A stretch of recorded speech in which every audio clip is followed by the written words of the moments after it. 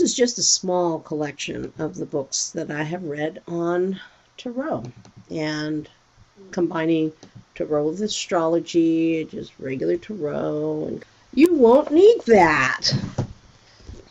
We're going to learn it the easy way. The beginning is what we're going to be doing here. This is all for beginners, and you know, it's always good to have beginner mind because it leaves you open. So generally what people do is that they will, like whether it's through an app or pick a card, you know, so I'm going to pick a card and I'm going to go, oh, okay, that's the High Priestess. Okay, let me pull out my book and let me see what they say about it.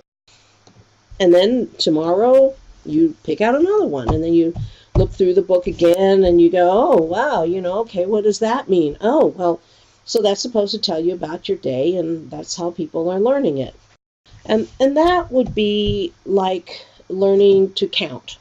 So what if you were to be taught that the way you learn numbers is then pick a number anywhere and we'll go, okay, this is 3. All right, that means that. And then this is, let me see, 7. Okay, 7, that means that, right? And that would be an impossible way for you to learn how to count, because there would be no sequential way of understanding numbers. What if you were supposed to learn alphabets in the same way? Okay, this time we're going to do Q. Okay, tomorrow we're going to learn about, you know, M, right? Whereas if you were taught how to count by saying 0, 1, 2, 3, so each one is sequentially getting more and more complicated, 1, 2, 3, 4, 5, and so on, then it becomes much easier to learn numbers, because when we learn by sequence, we learn that, well, the reason that this is 1 and it becomes 2 is because you add 1 more to make 2, and then you add 1 more to make 3, and then you add another one of these to make 4. And that is how learning the tarot can also be. The Fool is 0, and the Magician is 1, and 2 is High Priestess, and 3 is the Empress, 4 is the Emperor, Hierophant, and Lovers, and the Chariot. They all relate to these numbers. They all have a meaning. Number 1 is the beginning. That's the first action card. 0 is the no thing, and that is the Fool. Number 2 represents that which is the duality of action, active thinking, to the passive now, so the yin and the yang. Once that you have the yin and the yang, then you get 3, which is the result of 1 plus 2 equals 3. And that's what the 3 represents, is the universe manifesting itself in all of the possibilities that are possible when it comes to 4. So when you learn it in a sequential kind of way, then it's much easier to catch on. Well, why is the Hierophant the second card? And also, what does it mean? Well, it means some form of passive awareness, because number 1 is awareness.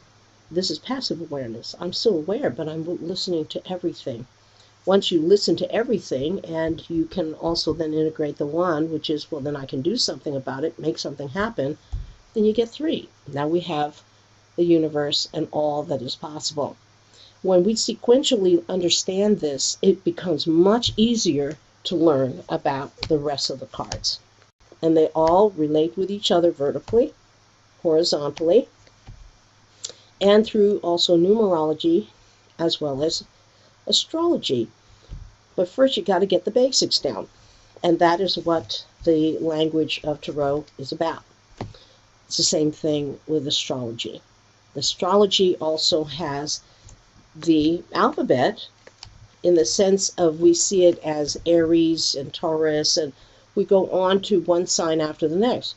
Why are they right next to each other? What is the evolution of consciousness that is going on?